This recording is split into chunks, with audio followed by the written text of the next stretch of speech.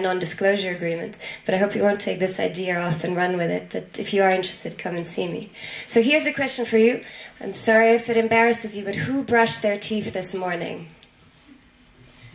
Oh, some of you didn't. Okay.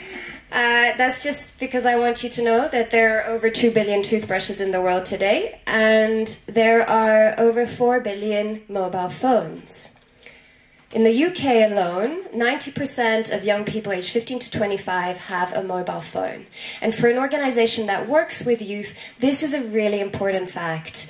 We need to find a way of creating learning experiences that are channeled through young people's ecosystem, which at the moment in the UK and in other parts of the country is very much their phone.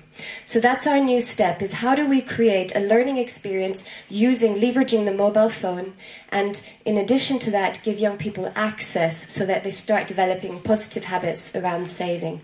The idea is MISA, my saving account. You play. The game is going to be, hopefully, we're developing it at the moment, as addictive as Angry Birds, so you really want to be playing. And as you're playing the game, you're learning, right? You're learning the basics about how to manage your money. Budgeting, shopping around for a bank that suits your needs. What does ethical banking mean? What is APR? What is AER? Etc. But you're also, and this is for me the key part, linking it to your savings account. So the more you save, and this slide goes into it in a lot of detail, but I'm not going to talk you through all of it. But in essence, the process is play, learn. The phone collects data, you open a bank account, your saving data feeds into your gaming scoreboard. So you're scored according to how frequently you save as opposed to how much you save. And the idea is that it then links back in so that it becomes a cycle and it's embedded into your everyday life. In the same way as you update your Facebook account, you can transfer money from your current account or from a parent account into your saving account. Or as you top up your mobile phone, which a lot of young people still do, you can decide to put some of that money into a saving account. So it's about creating learning, creating access, and making it integrated.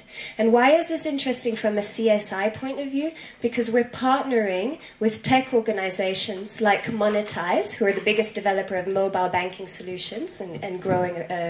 This is not only in the UK, this is pretty much worldwide.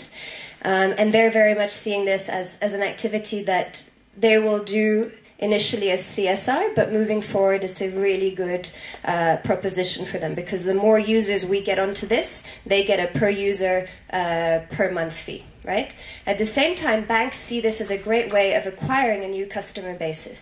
A customer basis that is not only young, but that is also informed. Right? So they're not going down the kind of subprime route, but these kids are being informed on how to manage their money. In the UK, more people get a divorce than change banks. So banks know that if you get young people when they're young, you pretty much keep them for life. So the idea is we would get a customer acquisition fee from banks. They think, great, we're giving, not only are we getting new customers, but the customer acquisition fee goes back into my bank, who are doing great stuff in the community around financial and enterprise education. So it's ticking two of their boxes, the traditional CSI, but also customer loyalty acquisition and marketing.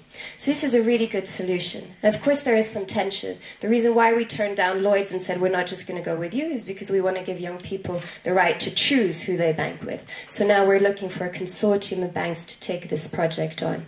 And hopefully this will work. But this is an idea of how my bank, an organization as small as ours, is trying to create something that could become a seriously big movement amongst young people. And the other thing I was going to talk about, and I was asked to talk about, was our experiences of scale.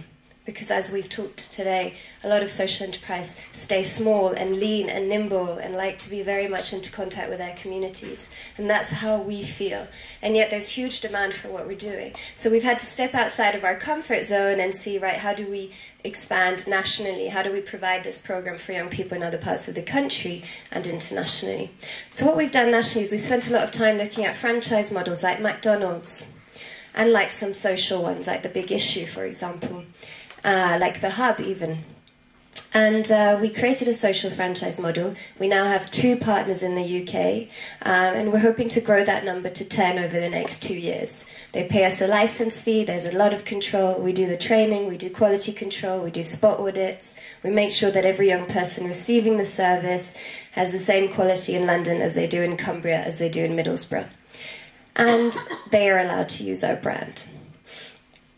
In terms of international expansion, the journey has been quite different, and we're very much at the start of it. So I always say we're learning by walking. I felt that there was no point going down the route of creating a business plan around this because we didn't know the reality of so many of the countries that were approaching us to work with them. So we looked at different models. We looked at Creative Commons, make all your resources free, put them on your website, let people use them. Well, actually, we found that a lot of organizations that do that have resources just sitting on the website. And also there are a lot of financial education resources out there that are just not being used. So then we thought, let's try a freemium model where we provide the resources for free, and then if organizations want additional consulting, we'll charge them for that. If they want add-ons, if they want us to spend time with them contextualizing the material. And so that's very much the model we're going down. And I think some of the learning that has come out of this is that with the franchise model in the UK, we spent a lot of time on business planning. And I know that social entrepreneurs are often thought of as people who don't know how to write a business plan, and often it is the case, and often we just can't be bothered to write a business plan. We want to just get on with it. But with the franchising model, I kind of went against my instinct, and I spent a lot of time researching and business planning, and I'm now finding that a lot of the things that we had planned are going in very different directions. And so for international, we're going down much more of an exploratory route. We're going to explore different models, from freemium models to more tightly controlled co-branded models, and see what we learn, and really hope to share that out into the social enterprise community. But ultimately, I think it's about balance, I think it's about trust, and I think it's down to people. People who know people. And I've spoken to a lot of people in the commercial sector, like, I don't know if you know this great cookie maker called Ben's Cookies, who have franchises in many different countries. And the guy who runs it is one of my mentors, and he gave me the same advice. He said, you spend too much time business planning, you just got to get on, you've got to walk and learn. So that's what we're doing with expansion internationally. And if anybody in the room is interested in my bank programs in Brussels or anywhere across Europe, I'd be happy to talk. Hopefully through the freemium model we can create some kind of movement around a shared mission. The last slide I'm going to leave you with is really my 2 pennies worth in terms of what I think is an environment that is conducive to growth for social enterprises. And for me, there are 3 key things. A community that shares and learns, and that's very much the experience that I have of working in the UK. Where I would compare it pretty much to the kind of Silicon Valley startup community. It's very closely knit, there's a lot of sharing, a lot of collaborating. There's a lot of observing and learning from each other. There's a sense of, fail fast and forward. You move on very quickly. And I think there are loads of key people within these communities, so the Ashokas of this world, the Skulls, the Schwabs, but also some of the new organizations that are coming up. Cross-sectoral support is really important. I've talked about that. I have a lot of examples of how we engage with the corporate community and would be happy to share those with you. And then I think a developed investment community. And from that I mean there's growth in the social investment community, from VCs to angel investors, to blended versions, venture philanthropy, you name it. There's a lot of stuff going on. And it's really exciting. And I think that that's probably more apparent in the US and in the UK than in other countries, but I think that's really important because somewhere along the line, there has to be a trade-off. If you have a double bottom line, and you have an investor with the same expectations as those investing in a single bottom line business, you are not going to get anywhere. So the investment community needs to be informed, the investment community needs to be exposed, and I think government, which is why I have the EU as the enabler, government and policymakers can enable a lot of these processes by creating links between social entrepreneurs and universities and academic institutions, by incentivizing people through taxation, by creating legal structures that clearly define who we are, and by raising awareness about the work that we do.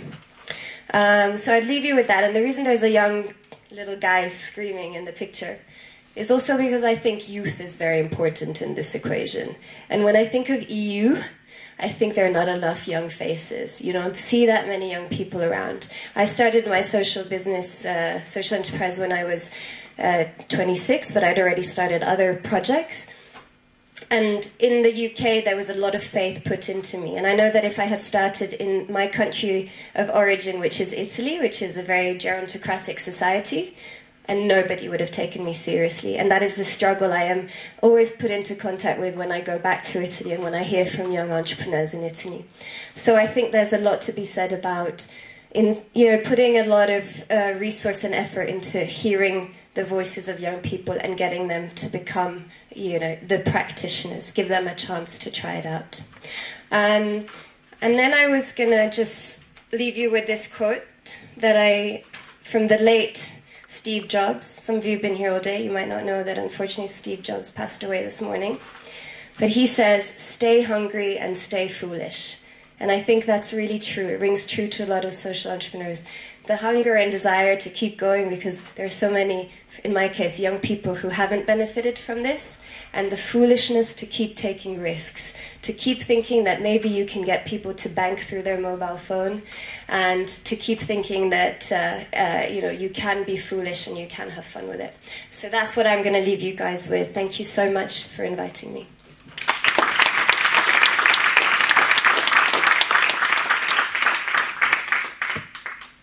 I've got to ask the powers that be. Have we got time for questions?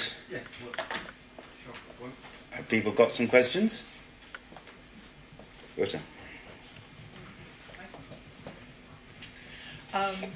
Given that I understand you do a lot of this in schools, Yes. taking it one step further, what could universities, in your view, do to encourage social entrepreneurship? I think there's some fantastic initiatives at universities, and in the UK it's a lot around the kind of business school side of things. But there are a lot of things that can be done. So for example, social enterprise competitions, mentoring schemes, access to small pots of funding to set up a social enterprise idea, which can be an activity that you just see through for one academic year or a term even. So I think a lot of the things that we do in school, which is essentially about supporting young people in turning an idea into a reality, even if it's a short-term business, can be applied to the university community. And I spend a lot of time mentoring young people from university who want to move on to set up social enterprises. So there's some, just to mention a few, in the UK there's the Emerge, which is a conference that takes place at Said, but they also have an Emerge Venture Lab where they incubate and support startup social entrepreneurs. That's a fantastic model. Cambridge have a really good sort of not-for-profit social enterprise student-led community. And the great thing about these initiatives is that they are student-led.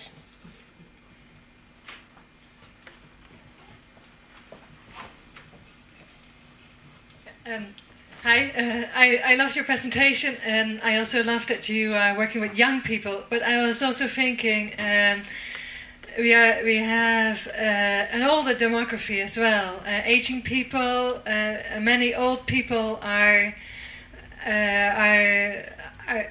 don't have any savings anymore or have money problems. And do you know? Are you considering, or do you know of other people that are targeting elderly people? I think that's an incredibly great question. Our mission is around youth, and our expertise now is around youth. But we are thinking more and more to create intergenerational experiences and to tap into retired communities, bring them into our programs, and give young people and older people the chance of learning together around these key themes that are relevant throughout your lives. But yes, I think there are groups that work specifically with financially excluded members of the population. For example, Fair Finance is a great example in the UK, and these tend to be microfinance organizations who serve financially excluded or even financially over-included individuals who have too much debt.